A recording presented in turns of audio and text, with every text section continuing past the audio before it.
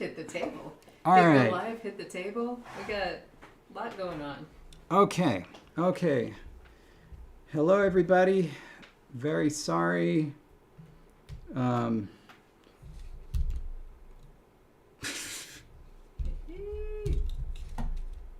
no, it's doing the thing again, David, where you have to... Okay, do you know what though? Huh. Last time we did this, I made a whole thing about like taking a picture of how David had to like position his camera and everything, and that was the episode where like 20 minutes later we realized we weren't actually streaming. Oh, yeah. But sometimes so David uses a stand with his iPhone as a camera to be able to do his notebook. And sometimes we hit go live and it works beautifully. Other times like this, he's literally turning his camera every which way and we can't figure out the angle that is needed. Yeah, last time you had to set it up that way. We can't figure out the angle that will actually make it work. Do I need to move the center thing? I don't know. Well, Yes, you need more can you space. move that Okay, that yeah, way? Yeah. It's so bizarre. Sometimes he has to set the camera up entirely upside down, and I don't understand why you can't just expect your camera to work the same every time. I wish I could zoom in. Anyway, but for now, thank you for your patience. Yes. We were on a work Zoom, and it was the type of thing, schedule is very tight. We're going to go up. Is the microphone hooked up to... Yeah. Okay, except people are talking about audio being bad, including Magpie, so Oh. maybe that'll help. Sorry. Okay. How about now? Is that better? I mean, it should be the same for me, but hopefully Jesse should be better. It was just the microphone wasn't in the right place.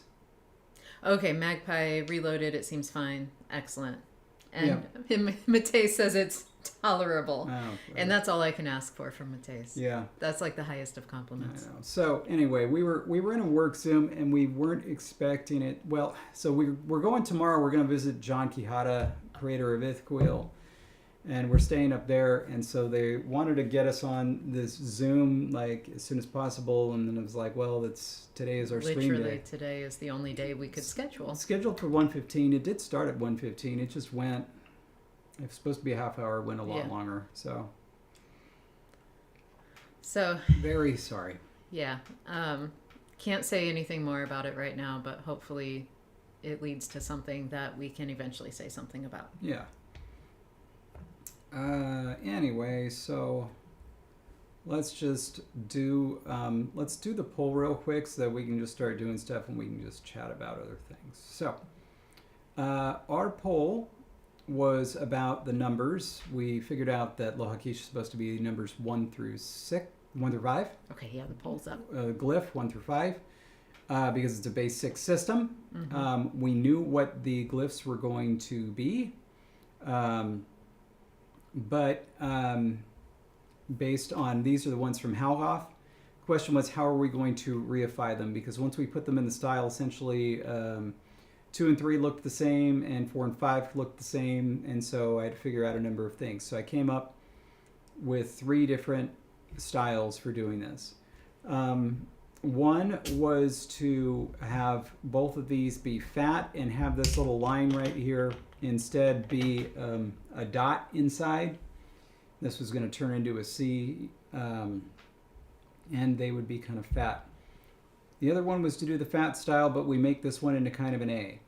And so in other words, it's like you kind of like, and then it just kind of, blinked over, and it made kind of an A. But the other idea we had was, well, this one is much skinnier than these other 4, so what if we did them all skinny and that just became the look of numbers? But we did it with an A, because obviously it's too skinny to accommodate the dot. So those were the 3 styles. All of them got votes, lots of votes for all of them, but there was a very clear 3rd, 2nd, and 1st place, and they were in this order: 3rd, 2nd, and 1st place. So The skinny ones it is. The skinnies are the winner. And now we're going to move on. I'm going to make those numbers, plunk them in. We need to figure out how to get a number 0. Other than that, we're ready to go. Oh, also, a little bit of other news. So we have sent off our version 3.0 of Sovala to be printed, and immediately I discovered 2 errors. One, I'm going to bring these 2 up in the font window because I want you to see them. This is the number 1 on the left and the D on the right.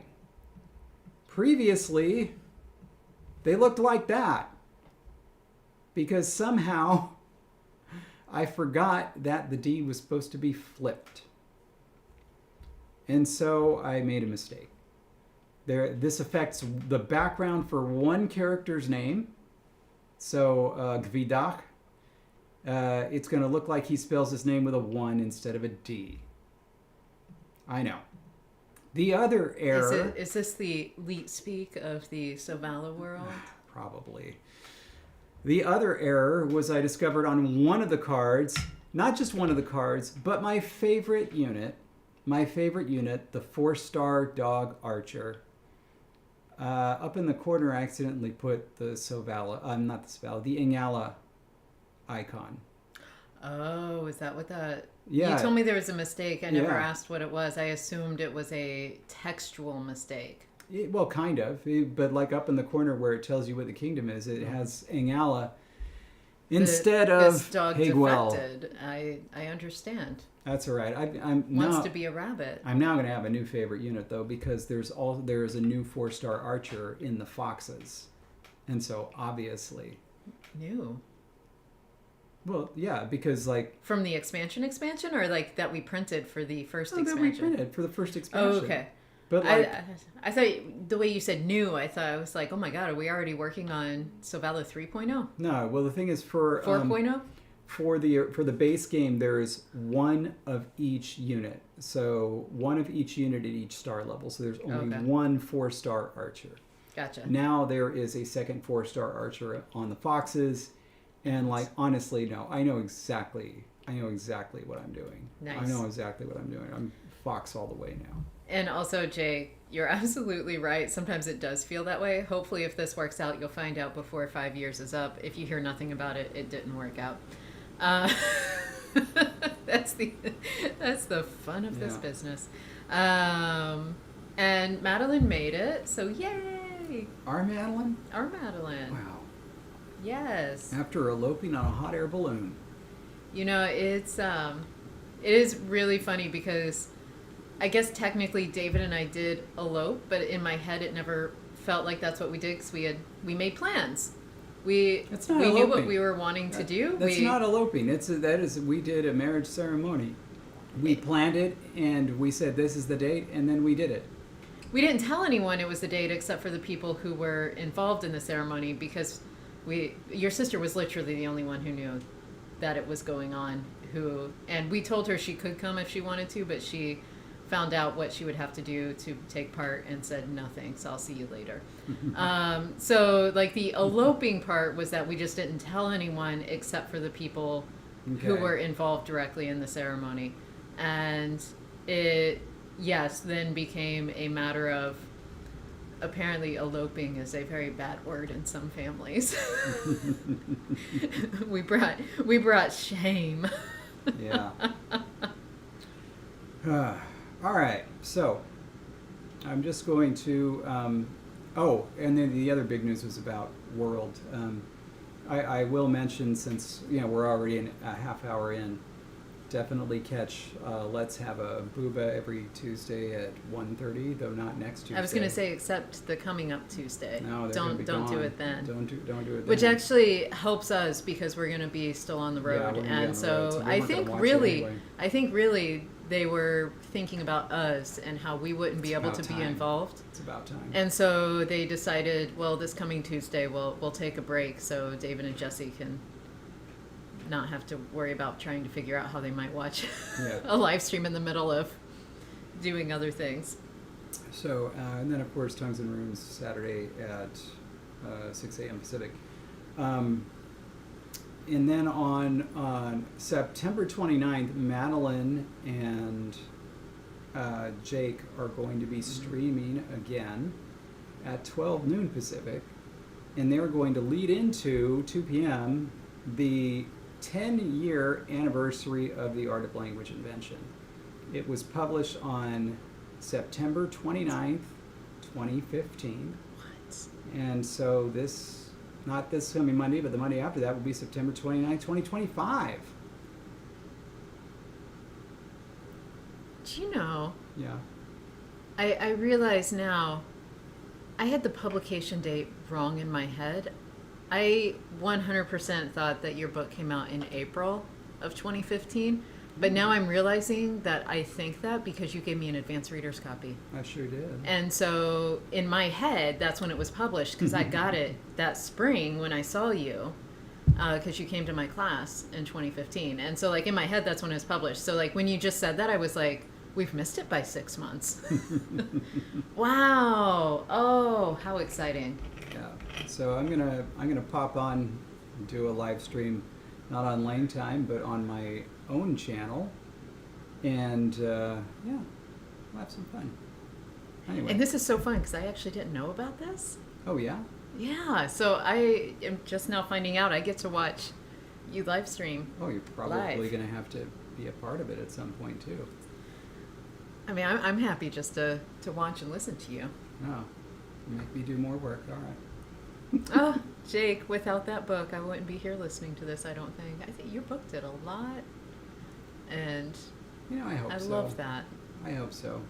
And I think it's wonderful timing, because we can have the 10-year anniversary of this book, and then, you know, just quietly lay it to rest and let your book come out. Love you. Oh, Hopefully, oh gosh. I think 12 days is when Amazon had claimed they were going to be able to send things out. holy smoke, the very next day. I love it. Oh my gosh, you're right. That would be the next day. I was just thinking I'm seeing if Amazon has different results now that it's like official. But no, it still says order today Mm-hmm. for September 30th. So yes, fingers crossed, next day people will have access. I'll give you a nice lead in.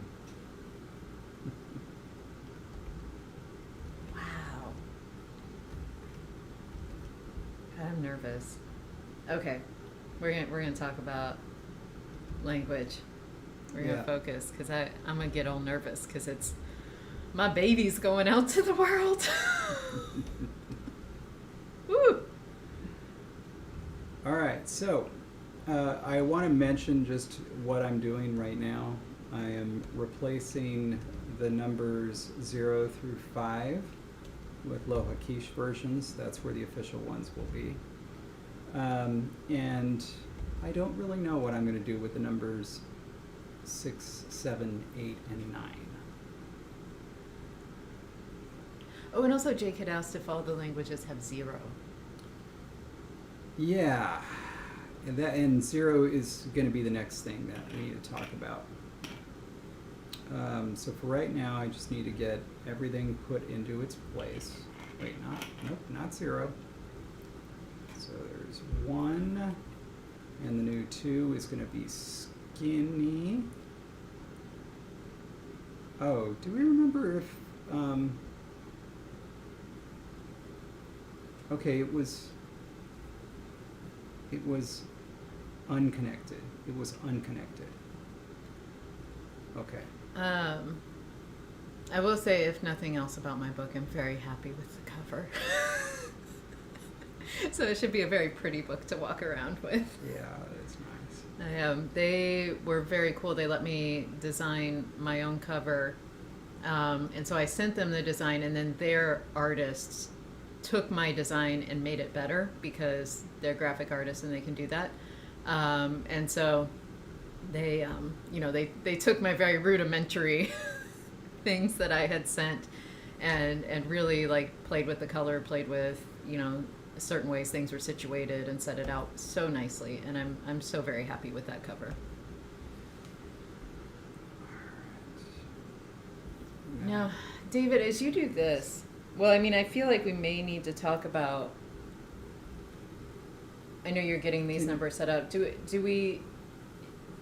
Can you tell them about the word for world? And World. and what we did? Oh my gosh! And because it came up, I've been trying to write up a rule book for Sovala. Something I'm very nervous about. I like the way that it's looking. But the reason I'm nervous about it is because our very own Patrick is not just somebody where it's like, oh, I'm a rules person for board games. No. Patrick actually has a credit as somebody who proofreads rule books for a board game. And not proofreads in like, oh, there's a typo here. It reads them for clarity. And you shouldn't be nervous. That should mean we just need to like talk to Patrick and get help. Well, the one thing is that Patrick, of course, is very. He's a very abrasive person, very cruel. This is not the Patrick I know. And Patrick has been aching for a time to really bring you down a peg. Yeah, he's been waiting for it. And this is going to be it. I know it's going to be it.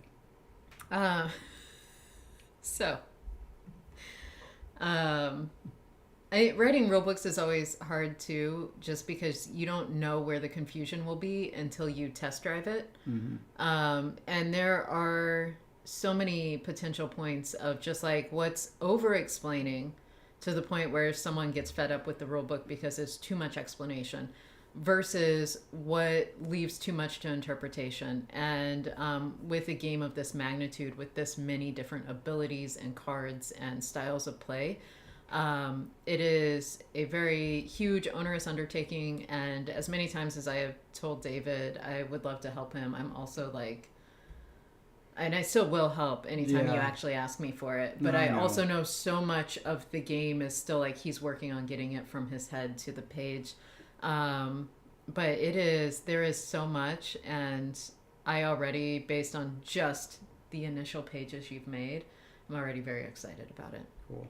One thing I saw, and it gives me a little bit of hope, but there's this other game where I have to say I don't like this game based on the way it looks and things like that, but it's similar in gameplay, called Crossmaster Arena. Mm-hmm.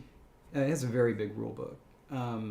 But basically one of the things they say, if, pardon me, if you're not familiar with this type of game, or like, no, they say, if you're already familiar with this type of game, skip to this part, the gameplay. Yeah, skip to page 18 or whatever. Yeah, and then otherwise, here's like a tutorial about how to do it.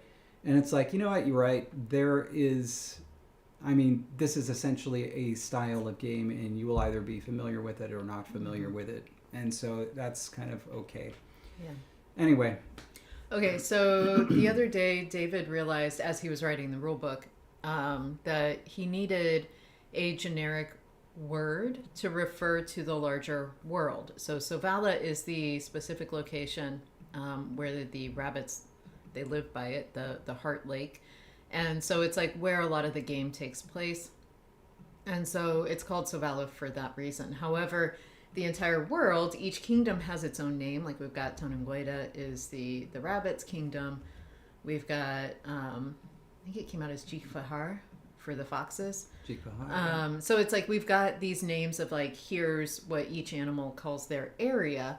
But then the question came up where David needed to be able to talk about the kingdom at large, or the whole area at large that covers all of these animal kingdoms.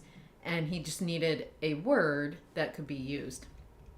And so, as we were thinking, one of the things David said was, well, maybe, because I had said something about like maybe we could find a root that gets used across all languages, and kind of derive something from that and say it was an older word that all of them had, but they all just sort of semantically did their own thing with how they interpreted it.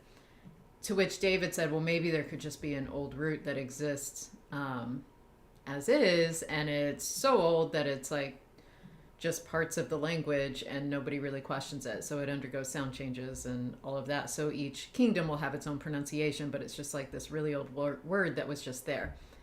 To which, of course, my first response was, oh, so they can call it Kannada. David said no. And then that got me thinking, though, because so much of this game does revolve, in this territory, revolves around the rabbits and their kingdom. And indeed, the base of the game really does revolve around Ingala and the rabbits. And that made me remember something that has made me uncomfortable since 2020. 5 years, like this is how long I've been thinking about this. When we were coming up with roots that ended up feeding into the shapes that the glyphs would take, most of our roots are just fine. They're like 1 or 2 syllables. They start with the sound that, you know, is associated with the glyph. Everything's fine and good. And then, for whatever reason, and I'm not going to blame anyone, but... I'm going to blame the patrons. But, for Z, the word is 3 syllables, and it's kind of like, it's a heavy word. It's one where you're like, that's just their basic word. And it means source of a river, which you can think, okay, you can have a basic root to mean spring or something like that. But like to literally mean source of a river, not just any underground spring or well, but like literally a source of a river, and have it be Zachifa is the protoform. Have it be that. It felt like too much in 2020. And so when David said that, I was like, oh my gosh, this could be it. This could be like the reason Zachifa exists as this old root that was so common and so commonly used in the rabbits that they're like, yes, this will be the prototype for what a Z should be shaped as, because Zachifa is such a normal word. And I was like, this could be what the area was just called, this old word that, you know, was transported into all the languages and how it would be pronounced. And so we went with it. And so just to show you here, where did my Zachifa go? Where's my source? Did it get moved? There it is. No, I just can't alphabetize in my head when ZH is together. I was looking after the ZHs for the ZEs. So Zeriva is the modern word. And so we decided to turn that into the word for the known world, or the, you know, in-universe equivalent of Earth, with the rabbits included.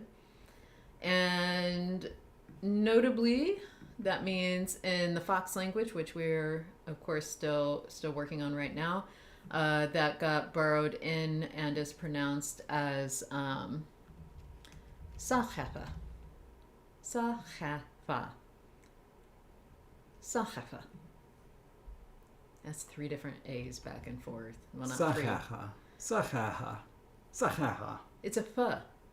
Sachefa. That's even easier. Sachefa. I think I was doing great. And now you're just like letting everyone know I failed. No, you're doing great. Man. Love it. Man. Keep doing Okay. How off? Let's look for world here. In Halhof, it became known as Tacheva.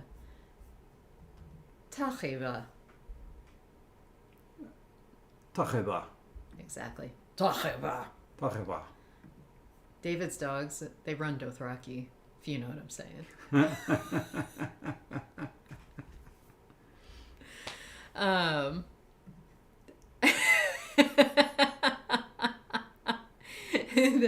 The gnome world. Yes. Isn't that what it is?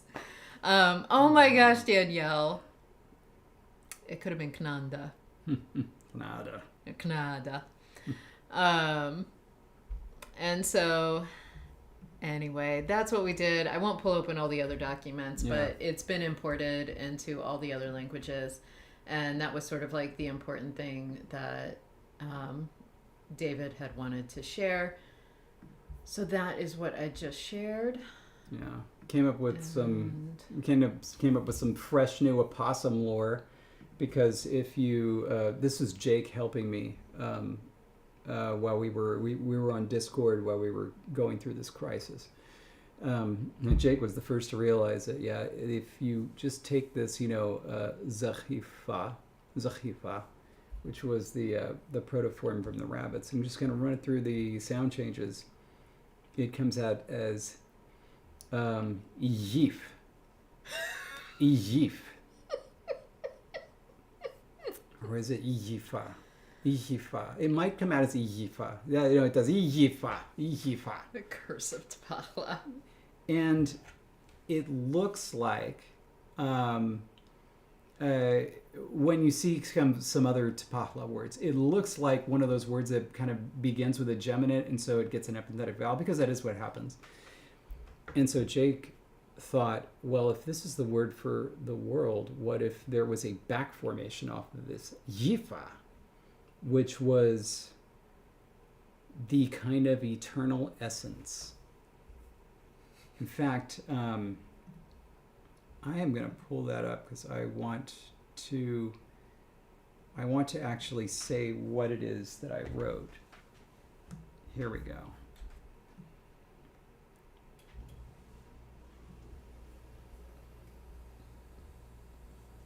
Okay, the yifa, a back formation of yifa. Yifa, the essence of all life and existence, the unponderable, limitless anti-substance from which sprang the first and final beginning and endings of all things and non-things, the primordial progenitor of Canaan. And so, that's why the world is Yifa. And that's also why their word for the blood water is Yifagram. It is the Yifa sap. Yifagram. That's for you, Graham.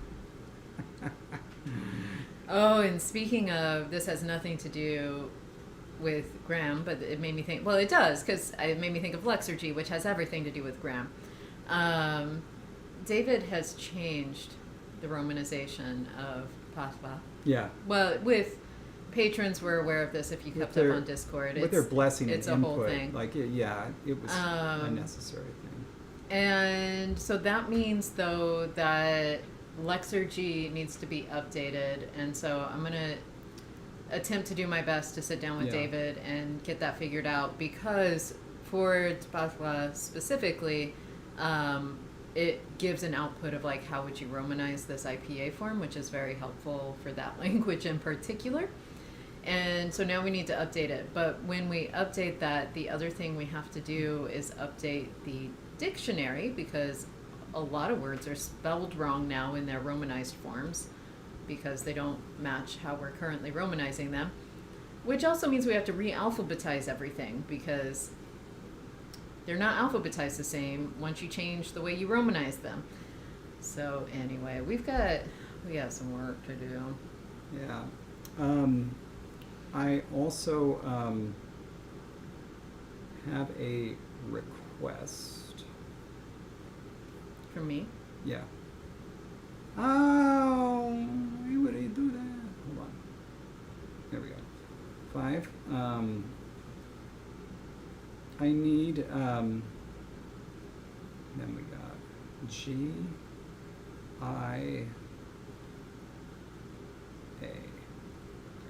Sorry, Jake, you said kangaroo rabbits, and now that is what I expect. I am expecting some kangaroo rabbits. Although I do really look forward that's not right. to your kangaroo rat expansion. What the heck? Yes. Bananich. Do I see what's happening there, where those are just like saddling up to each other and getting cozy. That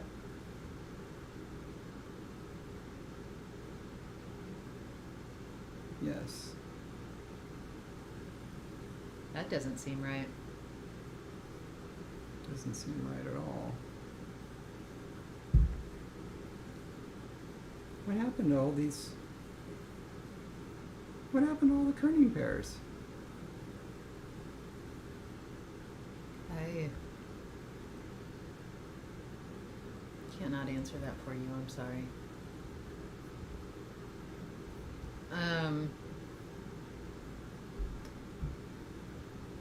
So David, I feel a little afloat. Well, I was about to ask for you to do something that we could think about, but like I'm kind of not understanding what I'm seeing here, and that's freaking me out. Well, you go ahead and deal with that. What happened to all the kerning? I'll keep reading what comments come up. Well, really, like just the long and short of it is we need 0. Did we come? Of course, we didn't come up with that in Alpha. Well, we don't. Well, whether we did or not, We didn't. we were going to come up the glyph for 0 and Halkoff is supposed to come from a different language, not this one. So the foxes are going to come up with their own word for 0. I get 25. 0 is so interesting in general. Now I want to go on a little deep dive and find out more about where people get 0 from. Oof. Is that The right? foxes, I do believe, have a word for rock or stone. They do. Kvad. Kvad.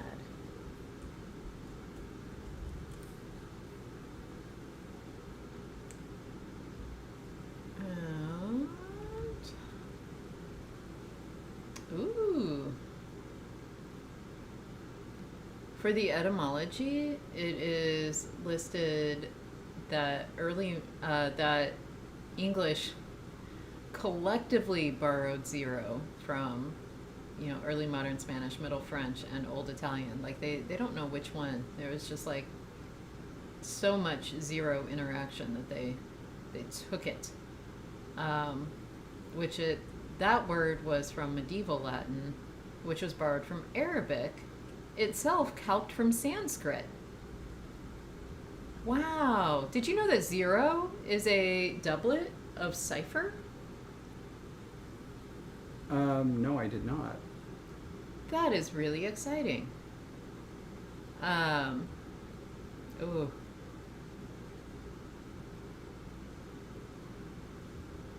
So, Jake is entering a bad connection. Oh yes, people, if you're going to CopyCon 2, that's why Madeline asked about rock. Boy, Madeline, I am on it today. If you're going to CopyCon 2 and you are interested in partaking in a vlog interview with Madeline, a very short one, just asking about words for like rock or stone or types of rocks or stones in your conlay, then please be prepared on day of CopyCon 2 to give your words to Madeline, to chat with her. That means having access to, whatever your dictionary is, or just you remembering them. If you're better than I am, it can actually remember a new word for longer than 5 seconds. Then you may just need to memorize it now and you're set for October. If you're like me, though, you need to make sure you have access to it. And if that means, writing it down in a little note so that way you remember, or if you always carry around a digital copy of your Conlang's dictionary or one of your Conlang's dictionaries, then you'll have access to it. And so, oh, there you go. Madeline's right. Just get it tattooed on your wrist. Done and done. You'll remember the word. And during the interview, you got a handy built-in cheat sheet, And so there we have it. Be ready, though, because it's going to be a special episode of CopyCon Rocks. And that is Madeline's title, and I approve. Okay, it's going back to. Why is it doing that? Good Lord. Good Lord. Woo, cook up some good rock words. Yes. Yeah, you gotta hand it to Madeline. Yes. Oh, some good stuff. I am so excited. Get to meet Madeline in person. This is going to be very exciting. Doesn't need to be that close. God. Okay. I hate kerning. I'm so sorry, babe. That actually probably doesn't need to be that close now. I am coming up empty on right now. That's Oops. 100?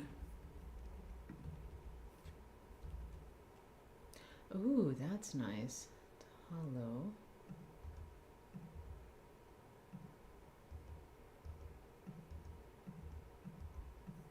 Okay. It probably doesn't need to be that close. Oh, I think this may be my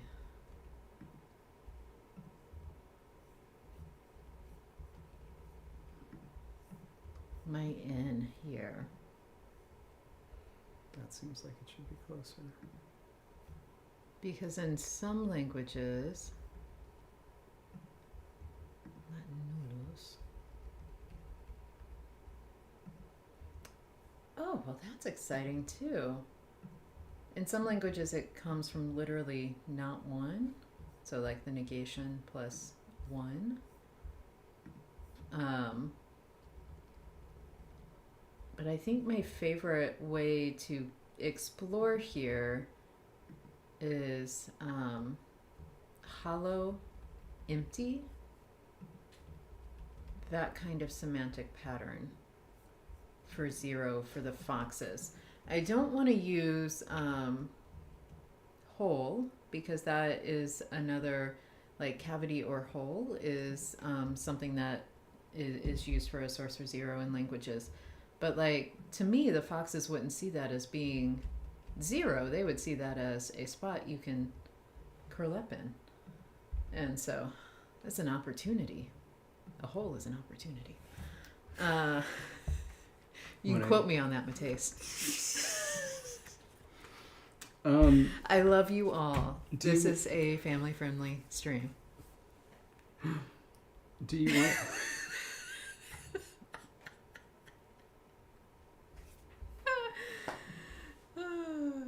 Mateus is going to quote me on that. Be ready. I'm going to get famous. Birthday, don't forget. Do you want to... Magpie. What, David? Do you want to keep going with something that you'd started with last time when we started to talk about larger numbers, about using kind of using like gambling ideas, inspired ideas to get larger numbers. I don't know, did we ever finish filling those out, by the way? You hypothesized them, but did we actually ever create those words? I'm going to double check. I'm finding the sheet where I had drawn ideas. But that could be something too. And, you know, Jake, yes, not one would be the origin of none. But it's funny how you don't think of these things when you don't pronounce it nuan. And so you forget that none is actually nuan. And then you further forget that, this is part of your own language when you're coming up with examples. And instead you go digging around for null and other things, which we of course have null in English. But that came from the Latin. And so, it's... Ooh, bye, George. And Latin came from ne ulus. Yes. And so anyway, yes, you're absolutely right. Did I think of that? Did it occur to me until you typed out that comment? No, it did not. You might say I had none the wiser opinion. But like, for example... Ooh, Dino Nid also said it. Thank you. But like, we could have the word for zero come from an idea like bust. To go bust. Mm-hmm. which could also be from empty. Your pot's empty. Your little coin purse is empty. You're right. Or something like out. Yeah. Or to lose, which we don't have to lose. We don't have to win either. You Right. would think the foxes would have to win and to lose. We don't have to lose. We don't have empty. And I don't think we have hollow. That was the other one I was going to look What at. does lopu come from? Lopu is this very convenient. Every so often you come across when you're studying another language, you come across a word that is just so convenient because it just kind of seems to work exactly like some weird English word. And so then you just don't think about it. And so lopu essentially means all gone in Finnish. And you use it exactly the same way as like all gone or gone in English. And so because of that, I never gave it much thought. Like, is an adjective? I don't know. It's lopu. It's gone. Does it get the partitive? I don't know. I've never seen it. And it's from something that means end or ending. It's a noun. It is a noun. Oh, it's also an adjective. Rest or remaining? I think it can also be an adverb. Yeah, keep going down. Not See, like comparable. out, over, that's an adverb. So, We are out on of bread. lopu is an adverb. Meiltä on leipä loppu. We are out of bread.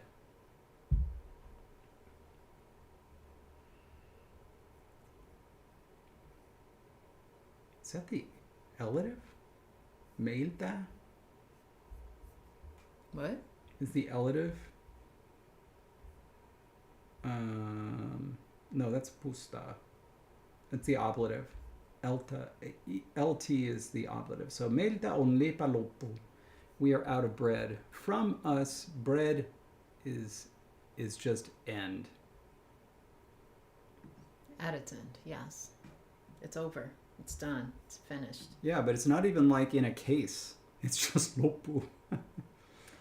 We had done up to 24, which was going to be the first one where we combined two of the others. 36 is the one where I had suggested it come from to swipe, like you swipe all, the whole thing together. Yeah. Oh, Magpie said it could be from something like to turn upside down or to turn over because you flip over your pot to show it's empty. It is finished with two ends. Yes. Okay, we don't have to turn.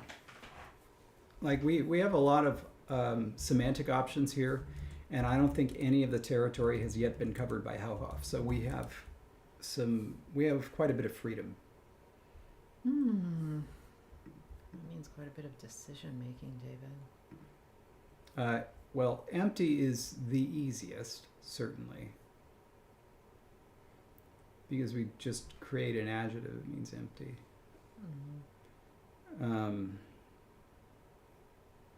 Because the other things you're looking at creating some sort of a verb that's going to be some sort of a participle, and then wondering if that participle is going to be the same as the as the zero or. Right. How are our numbers being treated in this? Are they being treated more modifier-y, or are they being treated more as like... We have a whole No. section. Well, we have a red chart. No, we have a whole section on numerals. Oh, that's right, we do. The four foxes. So they are modifiers. However, they're kind of demonstratives. So like they don't actually agree unless they're ordinals.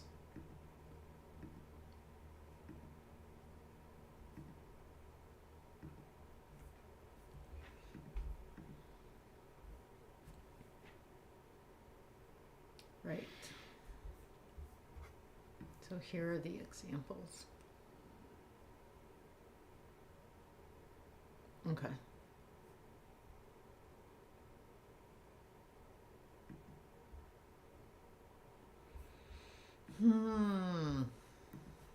And so having something more modifier and origin would help. Oh, by the way, we have this special cardinal form for one. I don't think that we ever wrote what its protoform was.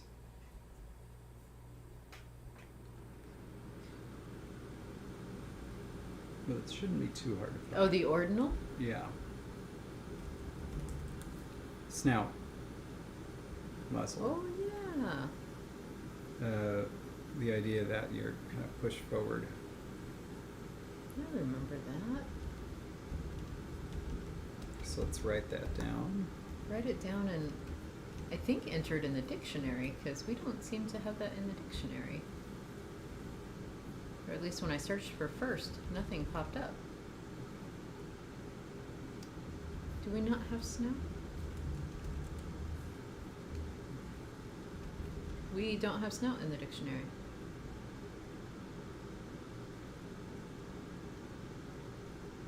Wow.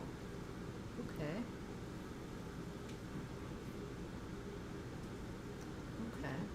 Should we use the same word for snout or have a derivation off it? We can definitely have a derivation. I would just like to have like an entry showing that protoform being used as first. Big snout would be rojim. Oh, I like that. All right. All right, and cardinal numbers are adjectives. So I'm going to add it. Oh, you're doing the noun? Oh, you know what? I should have copied an adjective entry, huh? Yeah, I'm gonna do the noun. Do the noun. Rojim. Rov. Rovjim. Yeah.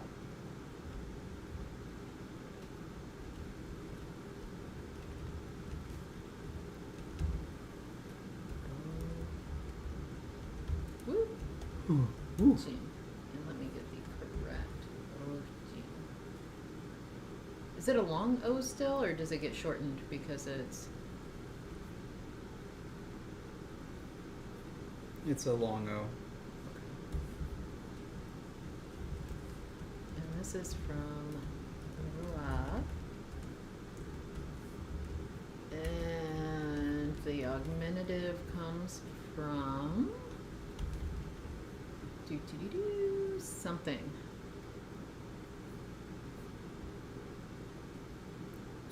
I'll tell you. To lift, to raise. GEM. Yeah. Okay. And this is gonna be I've been sleeping right.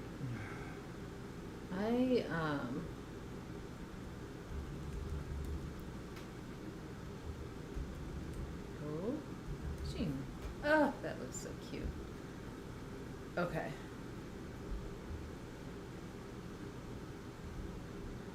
And so now. Oh, now I gotta put first and snout on the English side. Right. I remember what I'm doing. First. Rope. I can't replicate that error that I had in the kerning here. I'm really worried about exporting this with new kerning. Yeah. And Let's see if I can. Rope. So we've done all the L's. Oh, that's cool. Our Knight Petrichor says that in a conlang, the word for zero nothing comes from an archaic word meaning quality of crumbs. I like that. Very cool. Oh, Magpie, that is forever going to be one of my goals, is not only to take better notes for grammaticalization, but how to incorporate it so it doesn't take over the space and you can focus on the feature while still noting origins. It's I will forever be working on that, and it's so difficult because I feel like sometimes I'm getting closer in some projects, but then I work in a project that does it a different way or did it, an old way, and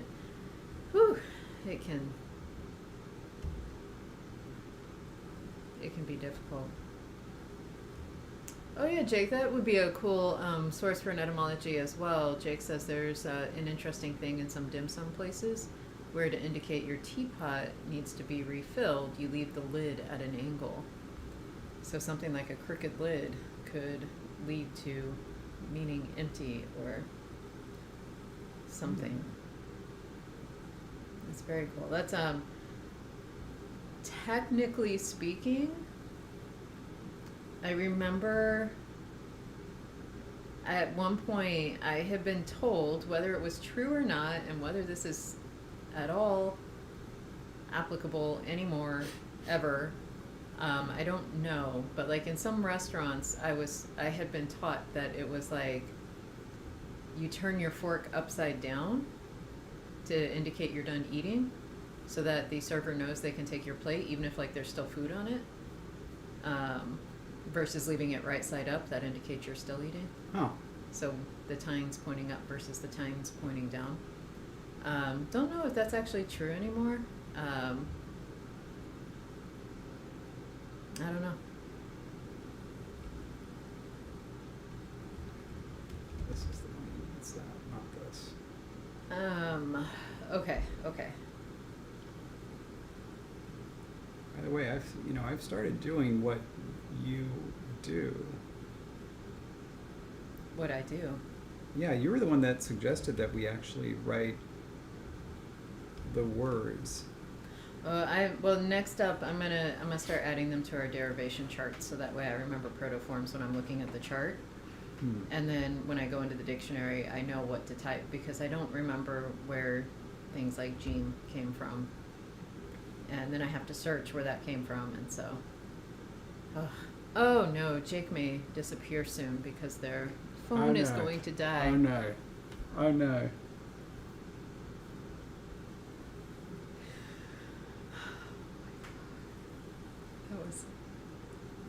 I can't wait to see Jake in person again either. Man, it would be so cool if they invent these crazy phones, but like if there was just a way to charge them. I can't believe we have to keep buying a new one after it runs out of charge. But Jake specifically said, my charger won't work. So Jake already addressed that, David, if you were paying attention. Dang. Mr. Snark. Over here being like, well, let me tell you. And Jake's like, yes, I know, and I just said.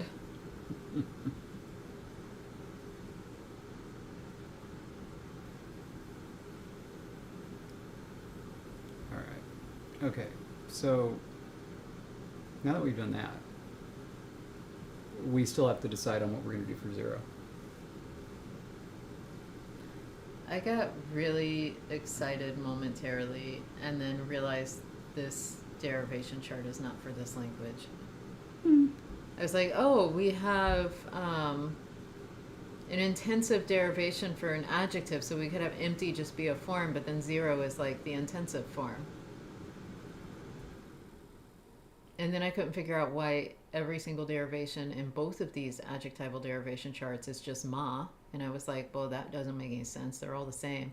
Then I realized that vrim, shu, and oof, I think there are words. I don't know. But like, I don't think choof, isn't that from the old form? That's not even this language. One of these is right, and that's the mar form. You just copy and paste it to the others. But what does it do? Like, which one of these derivations is it? It's an adverb. So once we figure that out, I want to turn the others into X's, so that way we... No, I mean, it's an adverb. We have the adverb section, maybe. Remember, Kveo kish mahaf is the foxes singing quietly. That's the ma. I am so delighted that you seem to think I remember more than I do. I believe in you. Instead, I'm replacing these with X's to visibly remind myself these are not our derivations. Now, in this, il, chuf, and jo are not our words, right? That's from the old charts. Let's take a look. because we use uf, shu, and vrim again, which make more sense. Oh, yeah. Okay, I would like to create an intensive.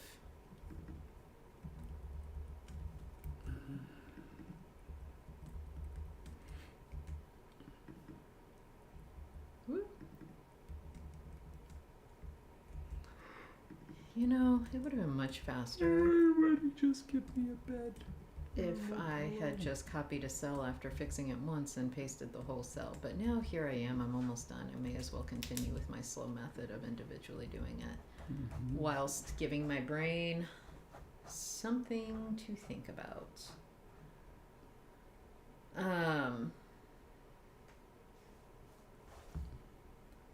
So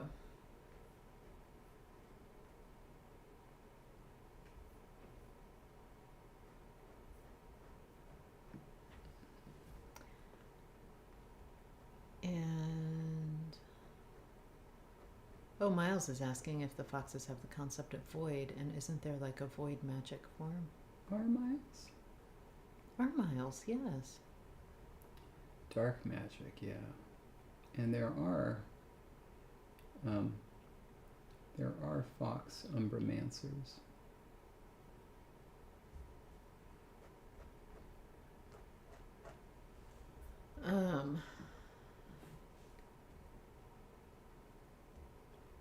And Madeline, you could do something like that. I don't think they would specifically have a different basic root to mean dirt that they've removed from a place versus dirt that's still in the ground that can be removed.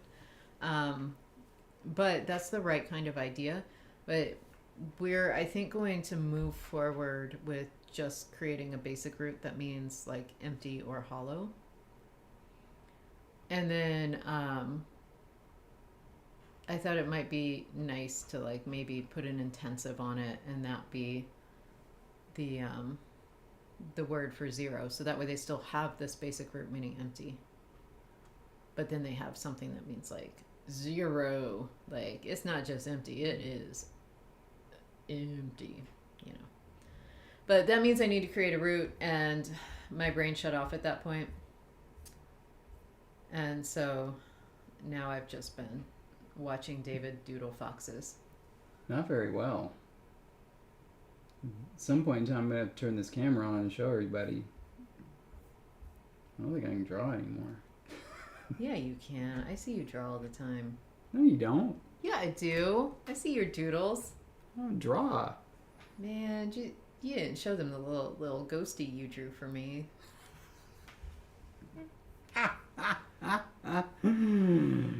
Oh my goodness. I love the way you think and draw. Okay, empty. Empty. What feels empty? Well, it's also discussed, like, I appreciate that you put all these prefixed X's there, but there's a reason that it's a prefix for the adverb. It's not going to be a prefix for an intensive. That's fine. Okay. I needed to get rid of the forms so my brain didn't look at the chart and think we were done. This tells me we haven't done it yet. It could be prefix, it could be suffix. We could go wild and create an infix. Where does it come from? Who knows? See, David's wild about this idea. It is very, very emblematic of a certain type of conlanging, which we don't endorse. And so, said the black cat to the red fox,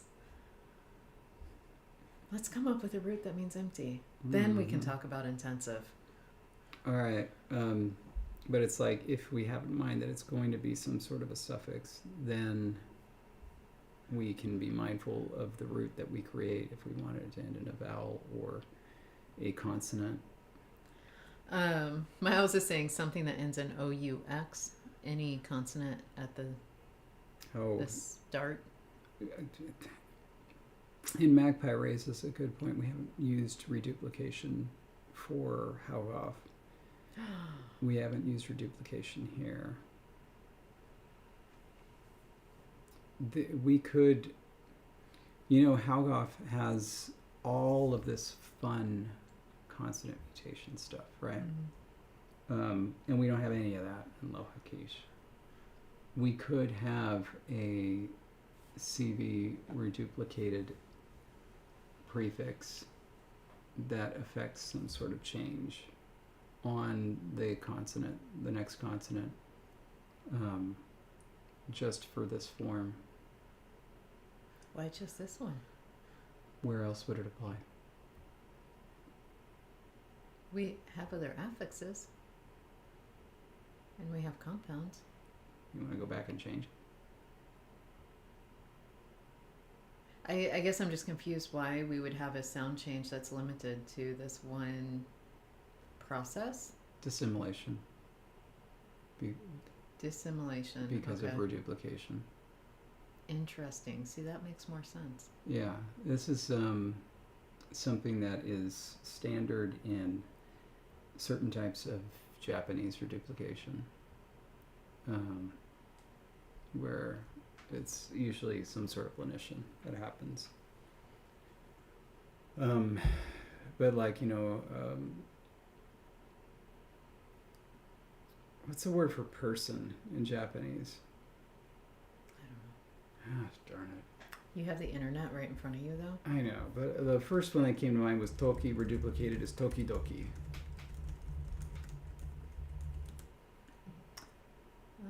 Hito? Hitobito. Hitobito is how you say people. And of course, the H in Japanese comes from older P. So it was originally pitobito, pitobito, hitobito.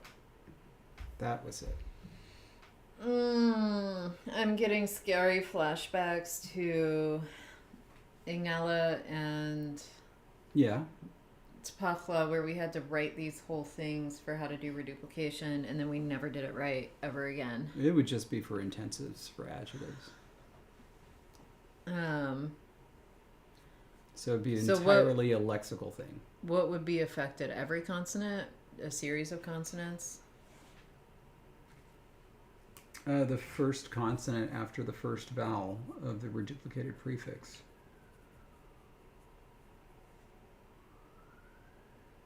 Sorry, say it. The first consonant of the first vowel? First consonant after the first vowel of the reduplicated prefix. I understand, but would every consonant be affected? Or are you imagining this would affect stops? This would affect fricatives? Well, we gotta find out. We gotta find out. I need you to do some guidance here. We just because I was going to come up with a form to play with, but then if you were like, L's wouldn't be affected by this, because where are they going? They go nowhere. Well, let's put it in. Let's see what happens. I need to find out. We could like one method that we could use is going back to Hauhoff and looking at the intervocalic mutation, which would be the wa mutation. See which ones are affected and which ones aren't. So V isn't affected. And neither is R or L or M. Or we could just say, you know what, it's their own type of assimilation thing. So if it's too similar, they change it in some other way, and we decide how it's going to be. So let's kick it around. Let's do it right below. Okay. Because like the very first one we have here is oof, which is going to become oof oof, right? And that would suggest to me oof oof. Seems nice. Nice, dissimilate thing. And so we could, if we like that, we could say voiceless fricatives, voice. And if we like that, we could say voiceless stops, also voice. And then that's one thing, basically voiceless obstruents, voice. So now let's throw in some others. So that would mean that oops, shiu becomes shishu, which would become shijiu.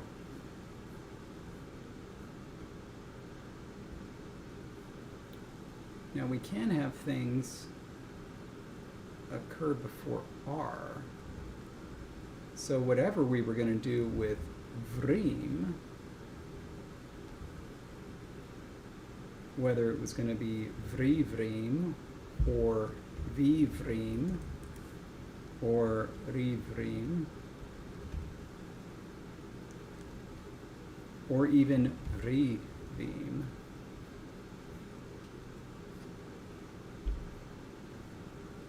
some possibilities there.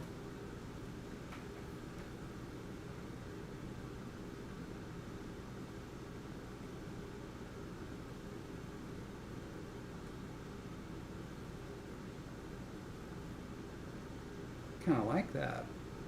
Vrivim. It becomes, we could say that there is general lenition on first consonant after first vowel of reduplicated prefix. Now let's say that we had another one, just making stuff up here. Vas could become, vavas could become vavas. But this one doesn't, because its lenition is it loses the R, because it makes it different.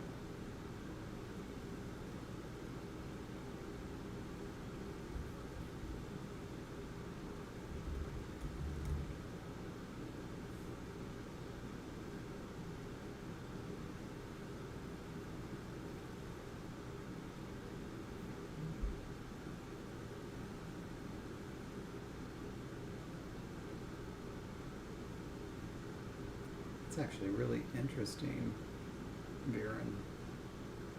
No, aren't I?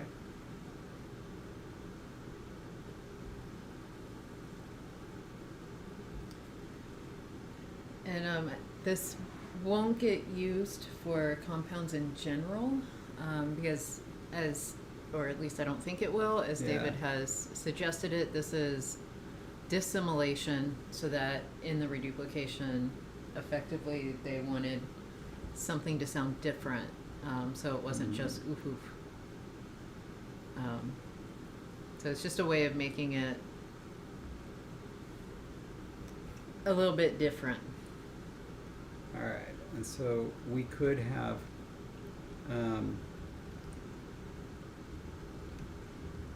do that for voice stops, but then for voiced fricatives, ram, raham, raham, I don't know.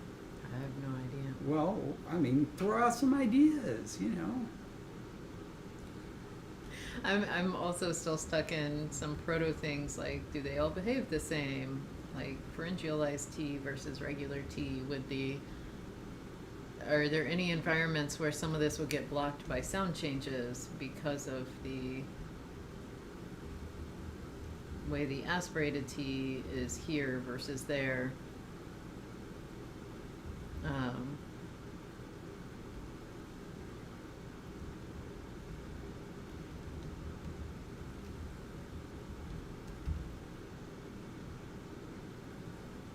See, I'm just throwing out stuff here.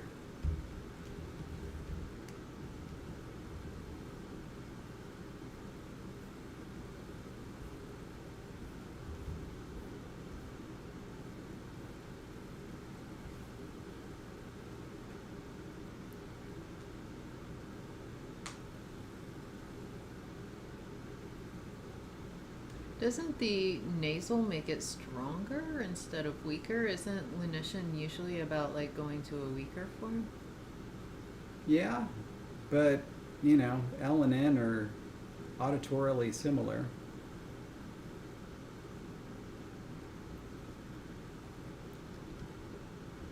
Do that. Do that because of its historical association. The L used to be velar. Yeah, I feel like that makes more sense. All right, let's get rid of that.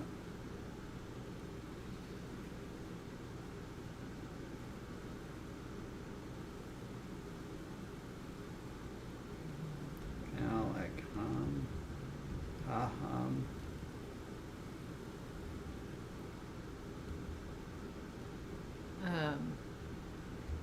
And yes, Magpie, we will need to have very good notes as these decisions get solidified.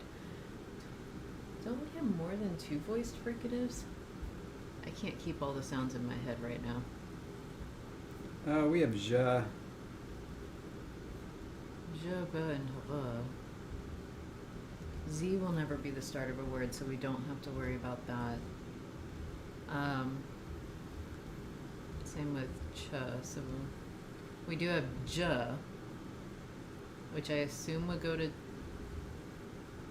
No, wait, I can't assume that. The voiceless were becoming voiced. Ja would go to ja. Ja.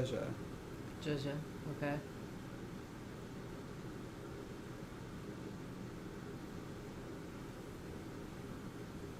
Nothing starts with an N, so we would never have an N up front. Yep.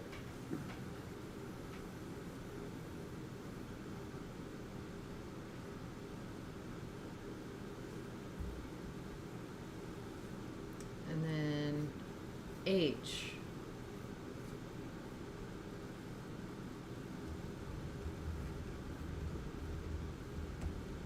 Is another one. Oh, you already have that there. Yeah.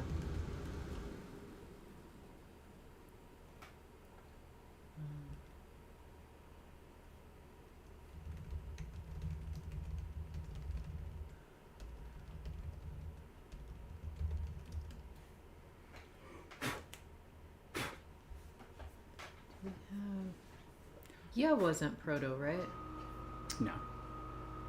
So, oh, we don't even have yeah, period. Mm-hmm. Even in modern form, so we don't have to worry about that one. Okay.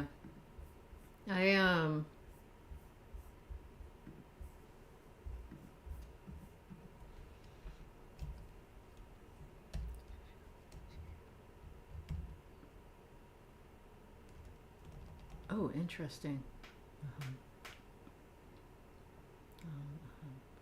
That actually makes some sense to me. What you just did, the aham. Mm-hmm. I almost want to say that feels like what should happen with the W as well. Just because wavak seems to make it stronger. Versus like wawak, wawak, wak, awak.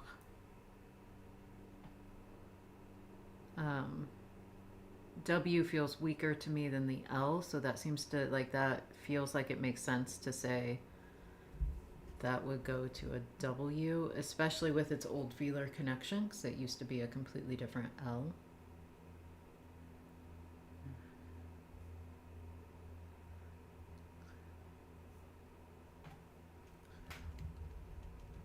That's weaker. Okay. I feel like there's some things here that I could type up. Some expectation. We miss anything?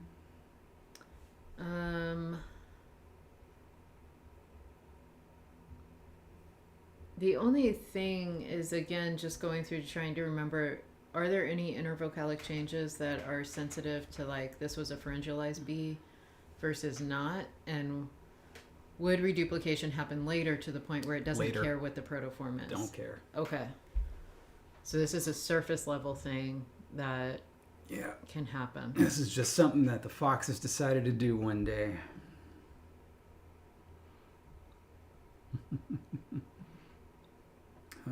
Okay. I'm hoping actually that Jake didn't hear me besmirching them. You know, this is live and there's a video and anyone can go back and listen to anything they want. Oh, that's all right, because the video changed the outcome by measuring it. Now this intensive is technically a prefix. Oh, yeah. Because earlier you had said, this isn't going to be a prefix. Well, yeah, not if it was going the route of, like, done with another adjective, for example. You know, there's, like, you know, cold and then there's high cold, you know.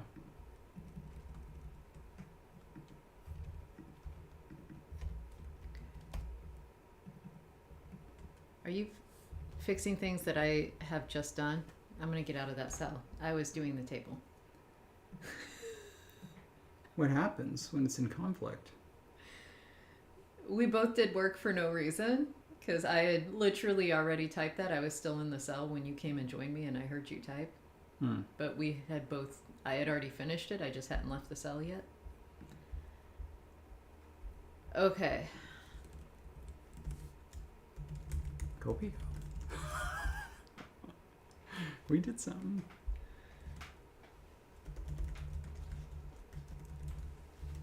Oh.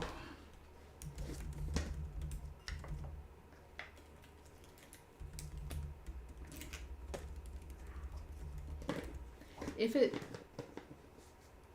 Okay, so,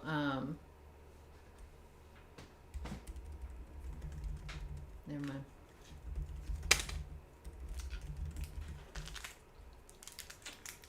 Cheers. Cheers.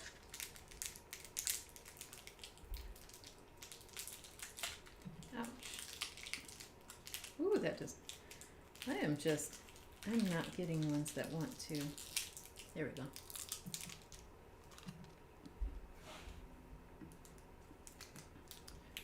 Madeline, let's ask a question here.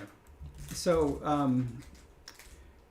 I drink coffee in the sense that there is some coffee in there, a lot of sugar, and various other spices, and it is cold and frothy, and that is what I enjoy.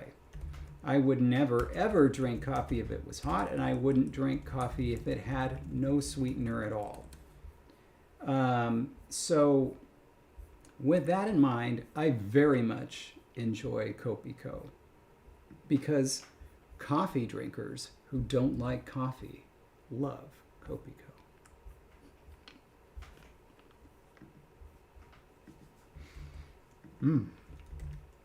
Oh, it's so good. So rich.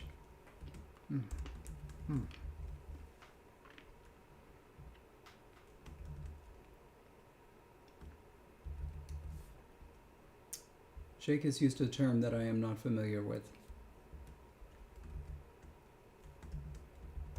You familiar with this term? Boiled sweet? No. There's Mateus now using it too. Like, are you guys making a joke?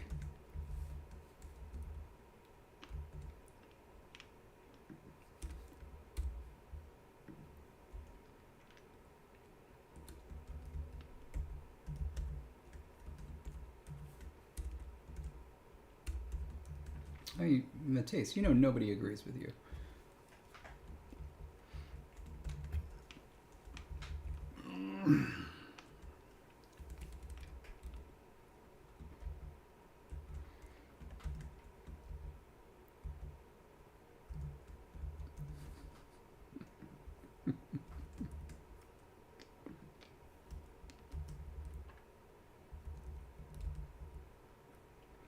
Oh, man.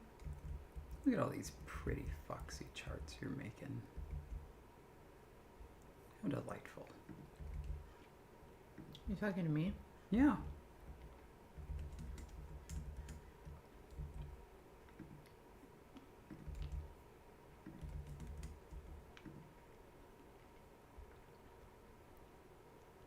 I can't do tiramisu because of the almond.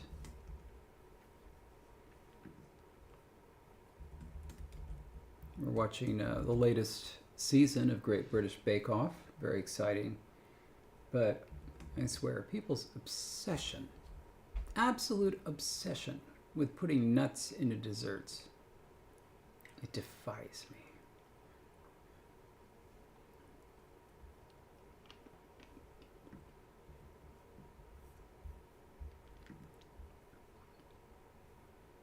I need a better orange.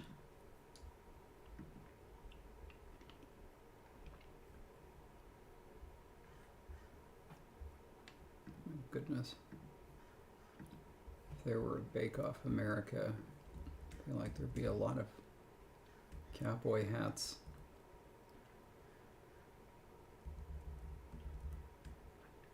Um, Traditionally in tiramisu, there is ladyfingers soaked in amaretto. Sometimes the ladyfingers themselves are also made with almond flour. Amaretto is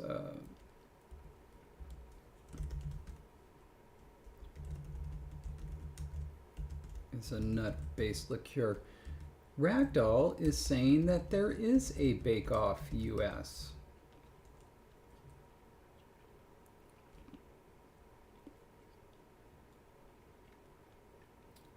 Would love a McDonald's frappe.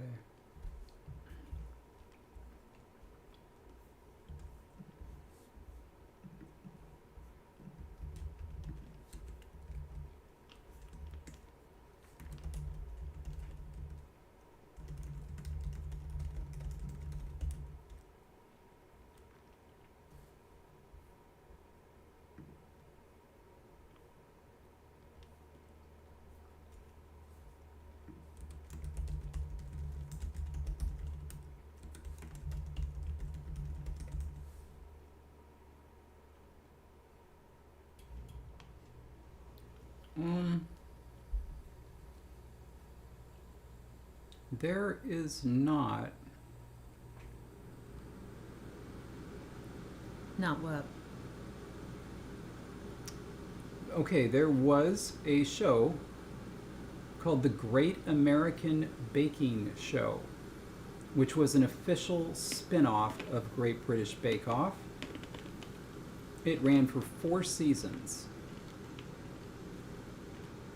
Mary Berry was on it. Paul Hollywood was on it. It was on ABC.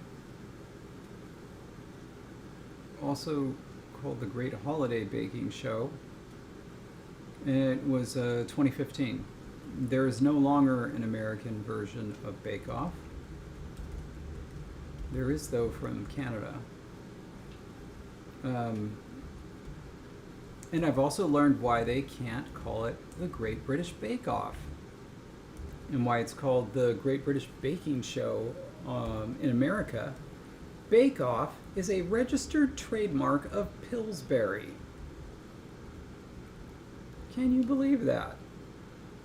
What are you even doing with it, Pillsbury? Let it go.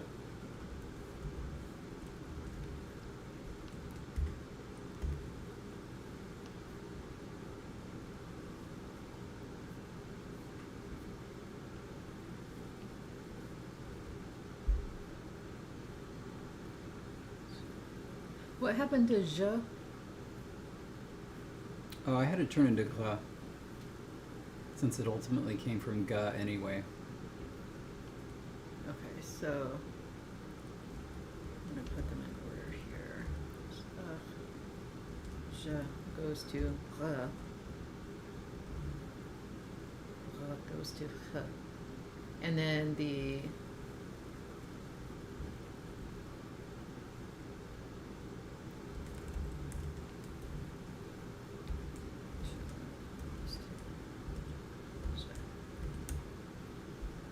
okay, that goes to that. So we've got voiceless stops and fricatives covered. We've got the voice stops and voice fricatives covered. Okay, so I'm seeing something that on Wikipedia that doesn't gel with my experience. So Paul Hollywood and Mary Berry hosted until series 7, and Mel and Sue were also there until season 7, and according to Netflix, we have series 3, 4, 5, and 6. And I don't know if that's true. It says collection 1, collection 2, collection 3, and something called the beginnings. I don't recall having seen those, because I didn't see any of the Mary Berry ones on there. And I wanted to show them to Jesse. Anyway.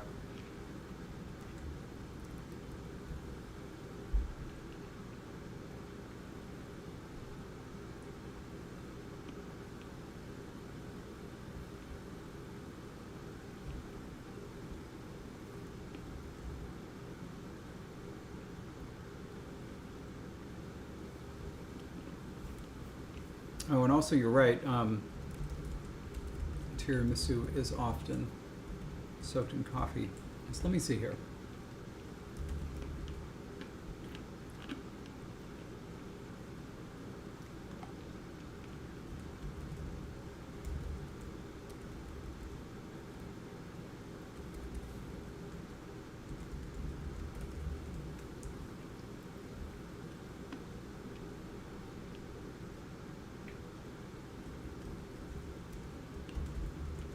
Marsala wine.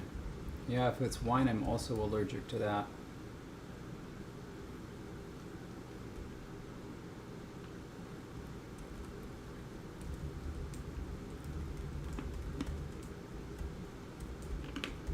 And ladyfingers don't always need to have almond. But they do enough that it's just, it makes sense for me to avoid it.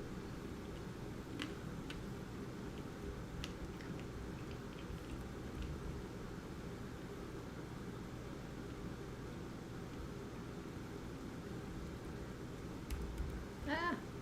Pages is beach balling.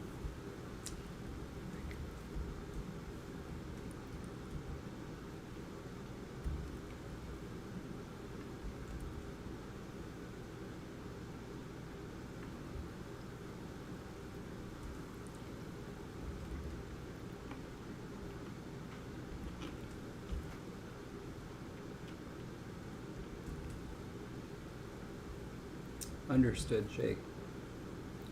We'll, we will be getting an, I think, an A minus for the episode, but that's all right. Us? Why? Is it because I'm being boring? No. Honestly, you're doing great work here. I'm just fooling around, looking up info about Bake Off. So W and H are different. I'm going to change that because I typed them in the other order. Perfect. Okay, and got all that, oh. Notably, the loss of the second consonant of a consonant cluster is the only lenition undergone a CC initial group. E.g. ring, ring. Okay. Does that explain everything? Yes. Wow. By the way, you know what this means. You got your W goes to 0 at the beginning of a word. Was that me who got that or they got that? They got it. Oh. Okay, can I delete the notes now? Yeah. Okay. Or do you want me to type examples with each one? No, I don't know. I would love for this explanation to be somewhere in the grammar rather than right here, but it does make sense for it to be there.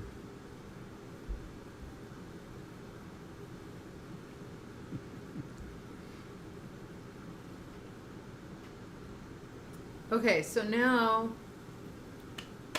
All right. we can talk about the form of empty. We've got the intensive. We It's don't time have to- empty. It's time to Ozar Yamosa.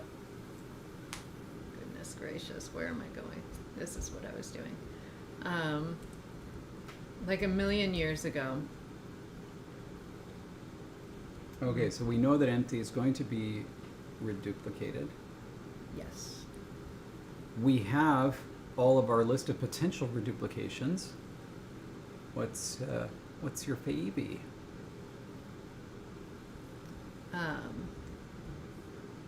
Little favum.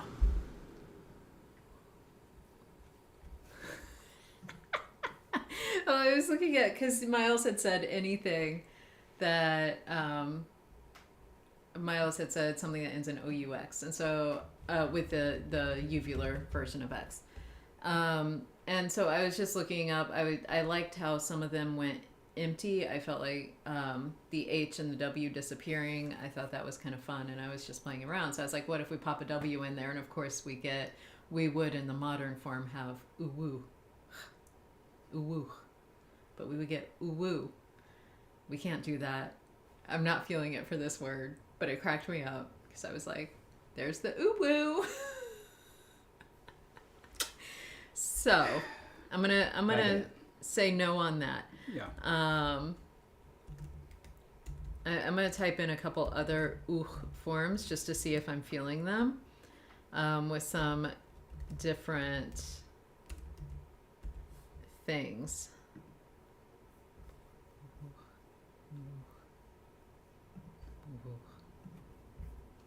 Okay, so with a B, that would. So let's try both versions. Oh wait, no, that needs to be that. Okay, so with a B, it would come out as buch for the regular form, and then buvuch for an intensive. If we did a pharyngalized B, it would come out as a long buch and buvuch. The L, we would get luch and luwuch. Why is it ending in ooh? It was the only person who had suggested a form, and so I was just playing around to see what we would get. Okay, I'm going. David's not feeling the ooh.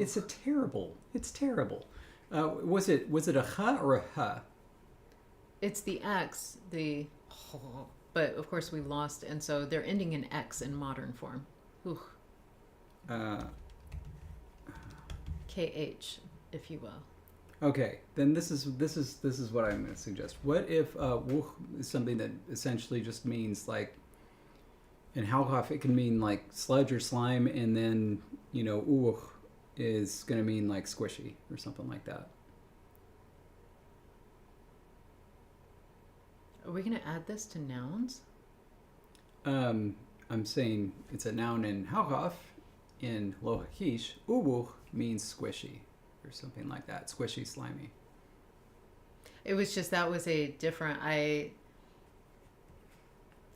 feel like it's being used differently than I had expected the intensive to be used, and so like I get that it can have one source in one language and it can semantically drift, but like, is this going to go beyond just being used as an intensive for adjectives in general, or no?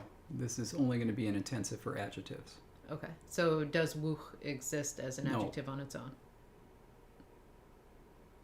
Okay. In fact, that root isn't even going to exist on its own in Lohakish.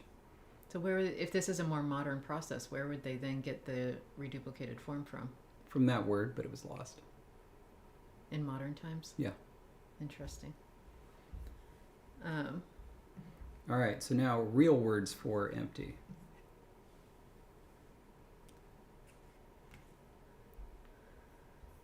No, I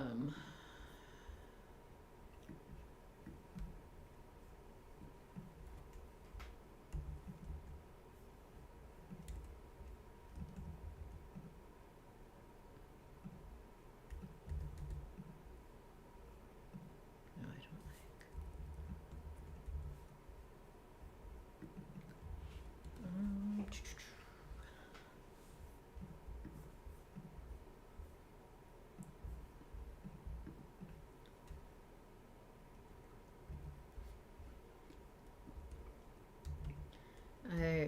I'm just playing with forms right now. I'm not feeling anything, and so I'm just trying to see what things come up with.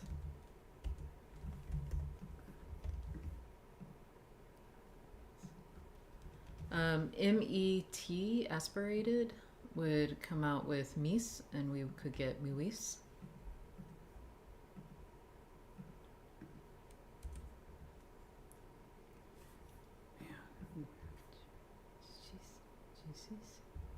So,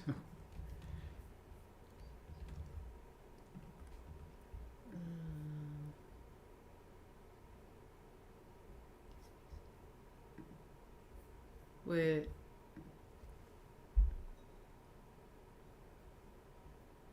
what do you The word for wind is vuh, and it would be a complete and total homonym, spelled differently from our word for slime or sludge. Hmm.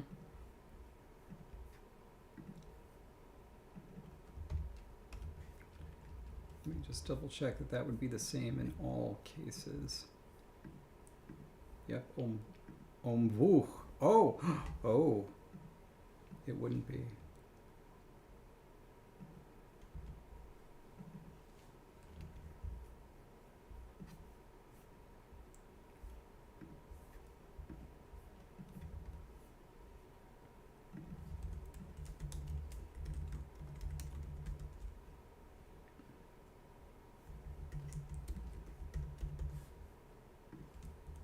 Wow, fascinating. So it would be a homonym except after O, where wind would become buh, but it would be unchanged when it was a proto-W.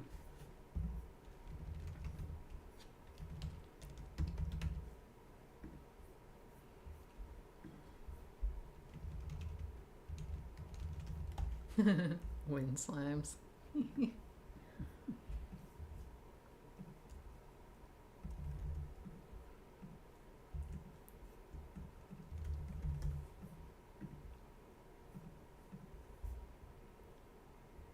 Oh, you're in Haugoff too?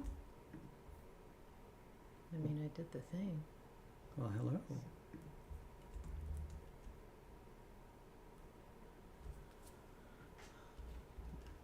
Oh, yeah.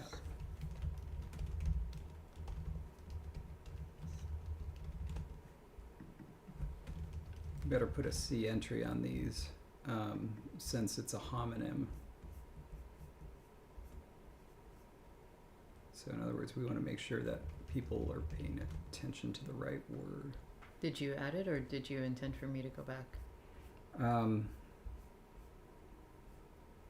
added it to almost all of them except where your cursor was. I didn't want to mess that up. Oh, I'm in Safari right now. Okay. I am just checking form after form.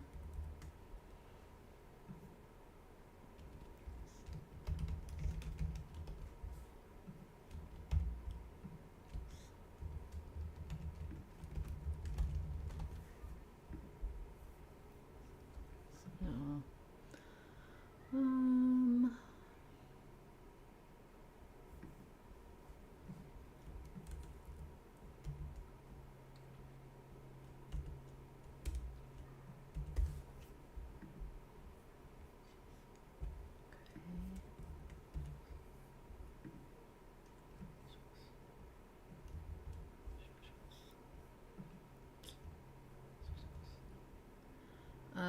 Oh no, we don't have a proto S. TOT would come out as SOS, and we could get SOSOS. SOZOS, rather. SOZOS would be 0. It's pretty good. And I like that tot. You know, dead in German is empty. Oh, you're right. That's my favorite form I've come up with out of this list of 1,000,003. Well, let's do it. Some days the forms are just there and I feel it. Other days it's a little bit more of a struggle.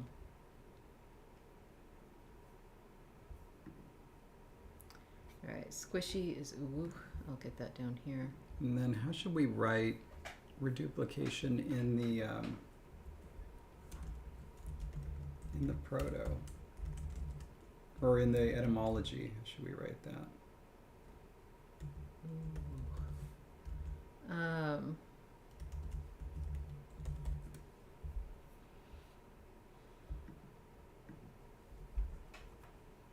Because it's not really on the proto form,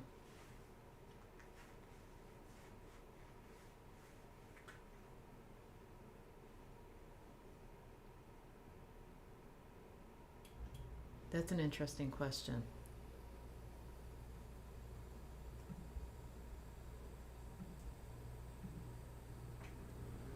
I almost want to just say Oh. intensive. Or like says a language is a reduplicated form. Or Jake, read up in small caps. Something to indicate that it's this thing that happened to it. But yeah, otherwise, I don't really feel comfortable because we use the prefix function like when we search for hyphen space asterisk, and I don't want these clogging up our searches. And also, like I said, it's not that it's the protoform that's getting reduplicated, and so it's like otherwise we would expect some different things. It's that this is, reduplicated from woo. So I'm gonna throw out something a little wild and wacky. Okay.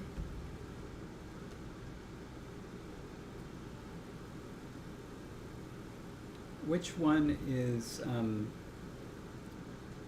the prefix? The reduplicate or the reduplicant?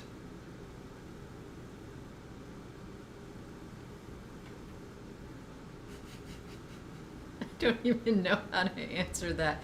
This is like, what's the comparand and the comparandee and the comparanda? I'm like, I don't know. Second. Well, now this doesn't help. Okay, it says the second bar in the ancient Greek word barbaros is a reduplicant. Are they saying that the second bar is the one that was the original or the one that was the new one?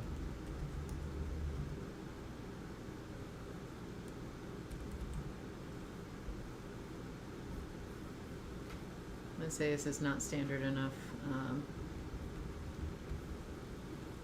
terminology that it's easy to know which is which.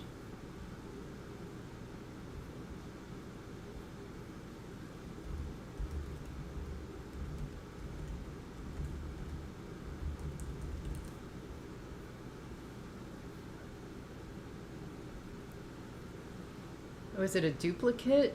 Is that what we need to be looking for instead of reduplicate? No. No.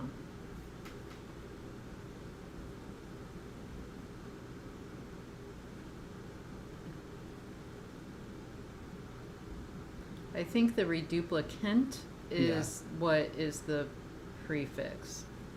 Perfect. There we go.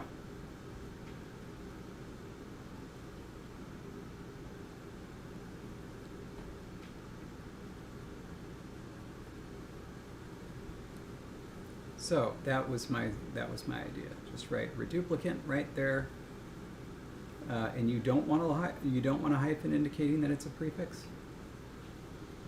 It's just we use that to search for like specific prefixes. I guess if it says reduplicant, I'll be able to ignore it. It was more like, I don't want to look at it and think that woo is a prefix that we've created by adding woo in front of woo, which is what is very technically speaking what would have been reduplicated at some point. Yeah. And so I didn't want those.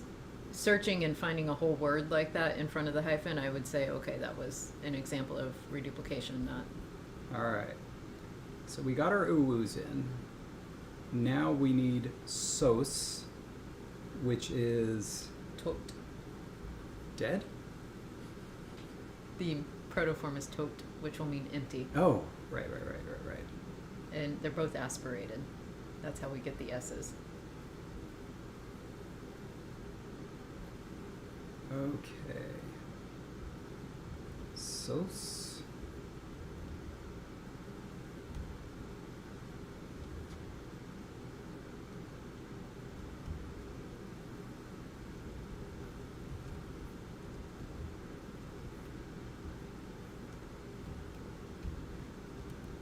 Empty.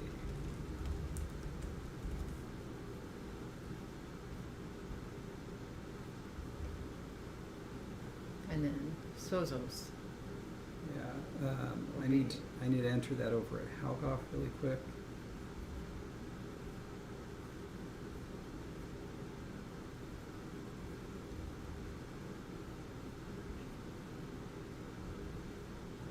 We already have hollow, right? No. Oh, At least I searched, I thought both documents for hollow and Okay. empty, and so put I thought I searched for both. hollow tree trunk, hollow thing. Yeah, the only empty hollow is what you thing. just typed. Okay, good. Empty is T.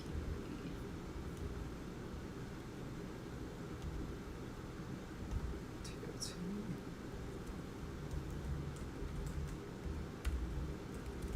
Oh, this is another one where there's an. No, wait. That one is correct. That one's correct, right? It does. Found a bunch of errors in how off, but I did fix them. Are we gonna add hollow to the lochakish as well? The definition, empty/hollow, or just Yeah. have it be empty? No, I think we should. I think we should.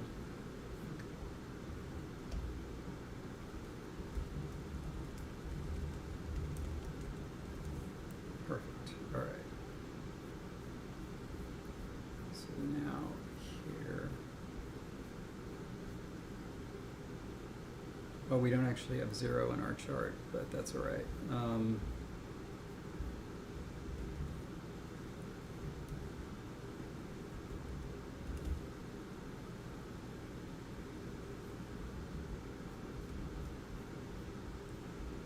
We don't have our numbers in there, do we? Or have we entered numbers? Oh, we haven't entered any numbers in the dictionary? I guess not.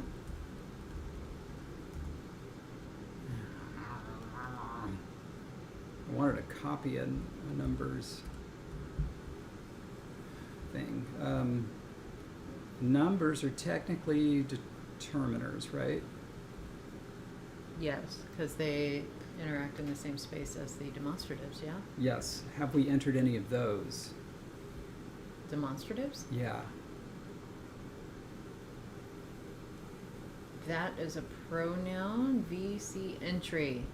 What is BI? Is that what we're looking for? No, because that introduces a relative or subordinate clause. I'm going to say no. What are our demonstratives? Mel, rat, rata. Yeah. Please tell me. I feel like I've... Damn it. Damn it. Oh, good night, Languagist. Oh, Languagist, we failed you. Oh. Well, I'm just going to start adding some. I'm going to do at least something. All right. Here we go. Mel. Oh my Hmm? god. You keep doing that. I'll tell you in a minute.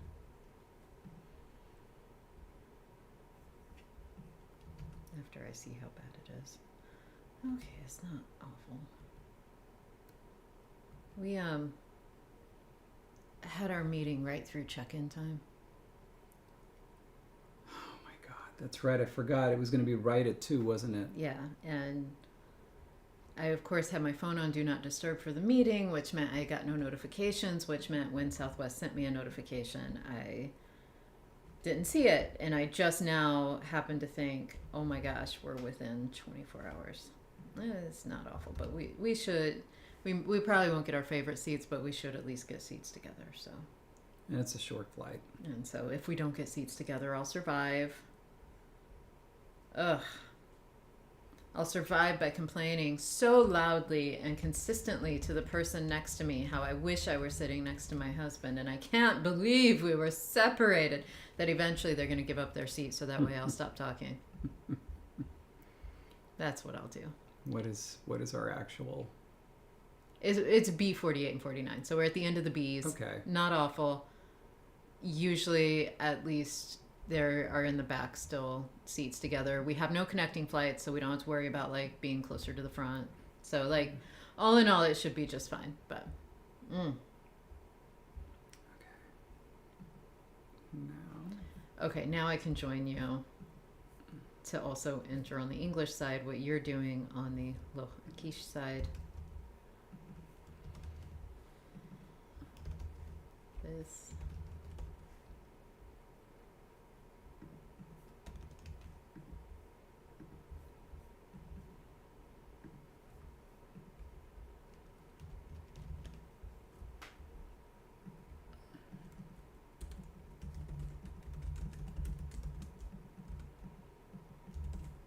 Mute. Okay, and then that is going to be rat or rata, C entry.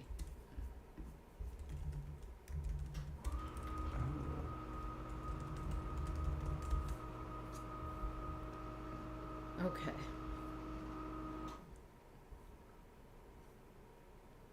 It's L. Interesting. L is 1. How do you normally put on the English side demonstratives?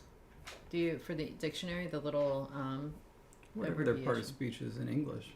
Right, but they can be considered I think of them as determiners.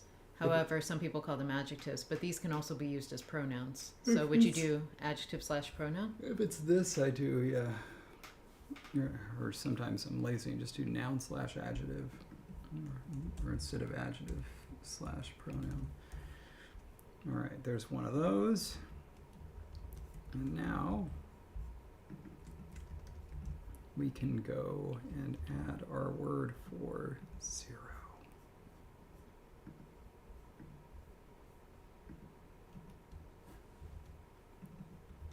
Hooray! Oh, we don't have a way to spell Z.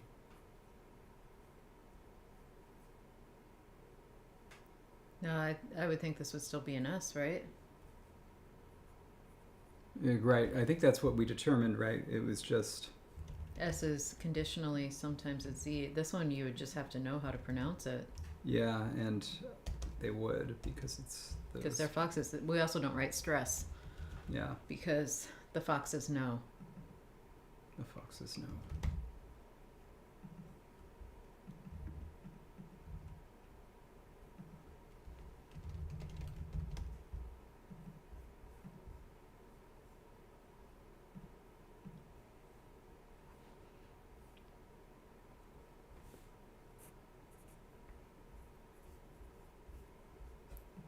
All right. Ooh, have a good night, our night. And that leads us to the question that we opened with at the top. How are we going to do a character for 0? That was why we went all this way. Now they can see my foxes, my shameful foxes. Why is it so zoomed out?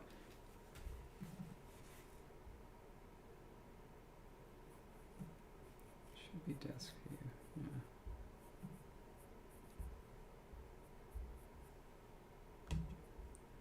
Wonder if we can.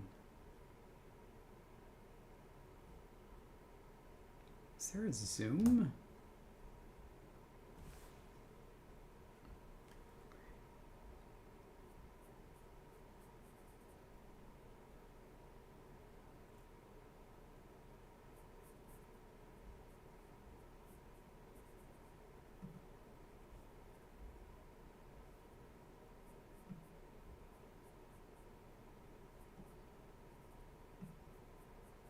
Oh, that's what that does.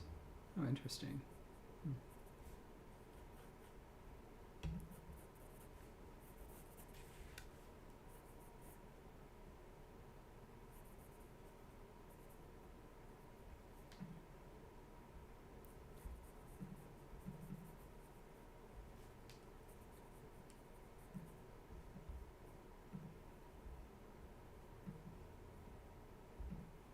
I haven't the slightest idea how to zoom in. But anyway, all right, so it's something that's empty, right? So you got your little,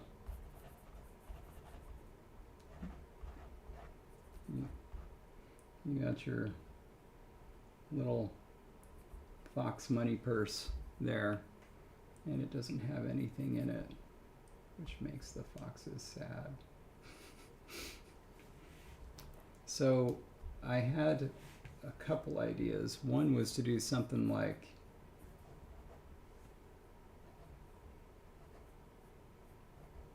essentially something like this, like indicating that, you know, there used to be something in there, but there isn't, and that over time it would eventually just become that, just a big old cross, which currently is unused. We don't have a character that looks like that in Lohakish. So that could work.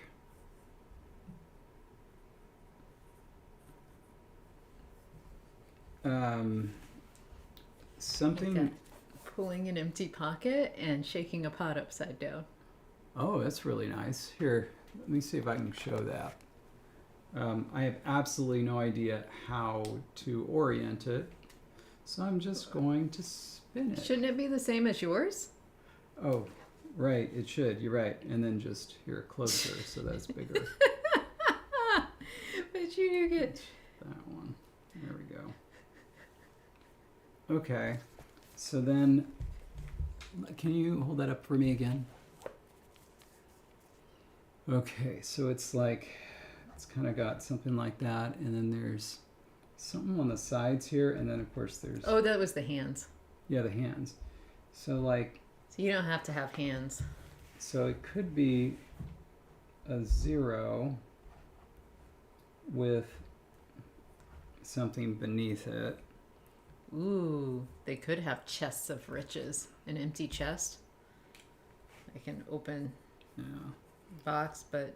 So just a straight 0 with something with that line beneath it is unused. Straight 0 is also unused. A 0 for 0. Yeah, I know. It's very handy though. It's a big open O. Like what? Very screwy. The only other That's thing not screwy as much as it is.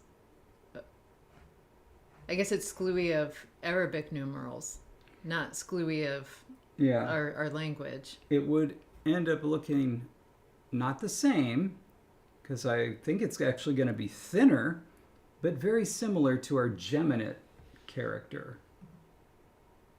But crucially, it will not be the same. It would actually be thinner than our geminate character if we did a straight 0.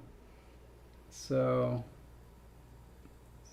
sorry, there's 1, there's 2, there's 3.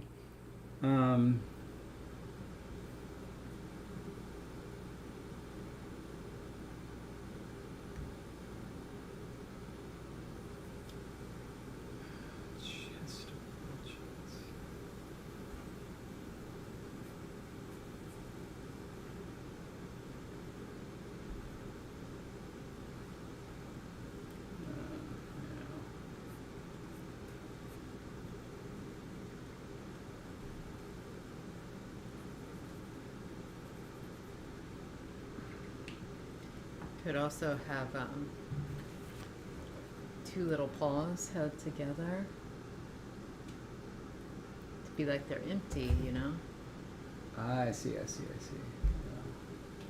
Oh, the thumbs go the other way.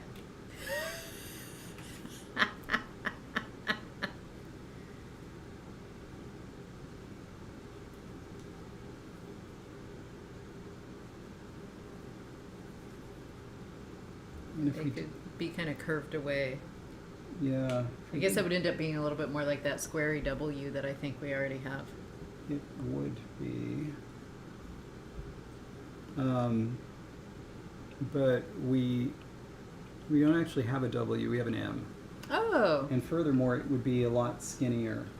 So I'm going to throw that up as an option as well. I have to turn that. Entry for soup to wash. Well, in these parts we pronounce S-U-D. Don't you? Oh, it just looks like A. Thank you, Miles.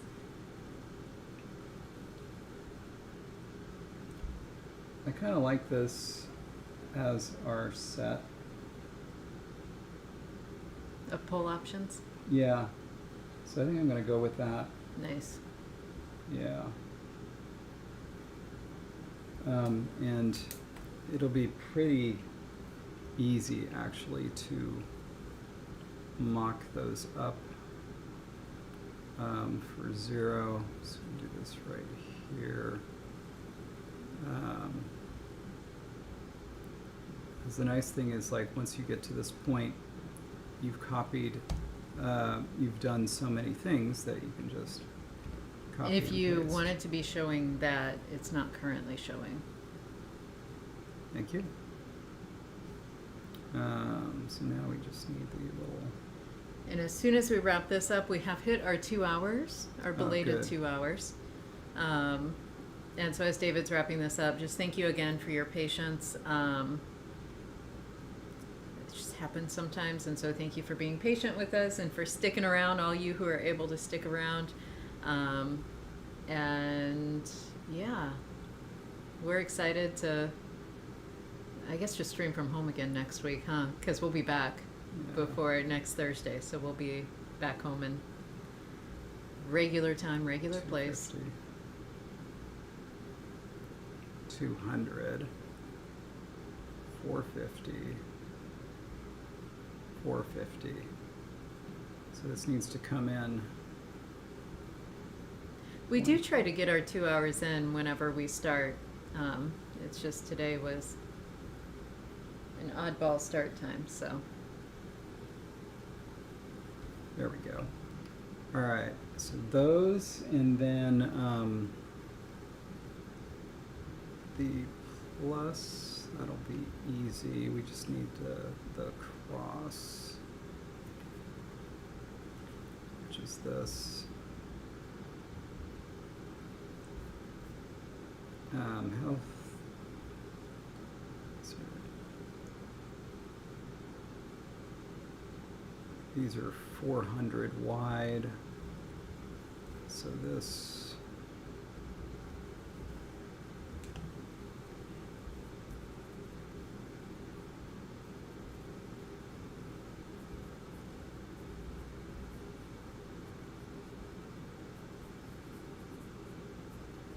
Wait a minute.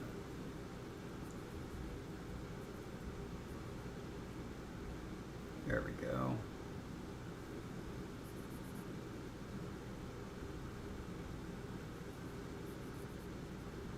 Yeah, that's about right. Or the W.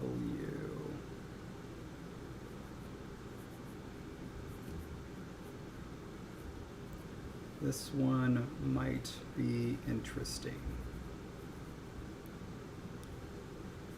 This one might very well be interesting.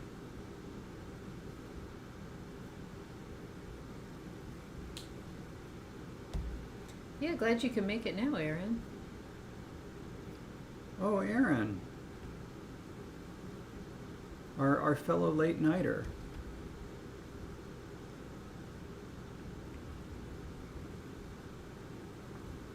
As everybody's making their early morning CopyCon plans. Oh my gosh, yeah.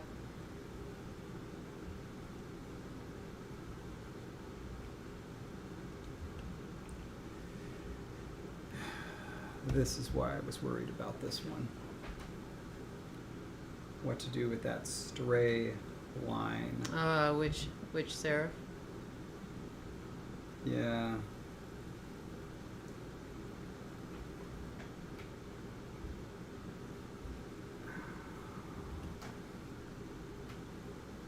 That one doesn't look bad.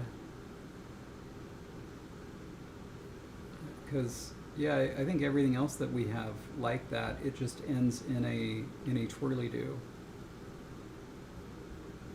So this would be the only one like that. Okay. I don't hate it though. Like, do you think that it should do that way or do the other way?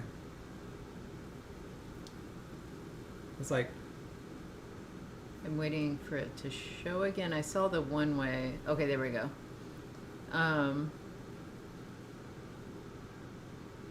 No, that looks right. More should be reaching forward because they're going to be moving that way. Yeah. All right, there we Otherwise, go. have a serif that goes flat across the top for the middle line. We don't have such a thing.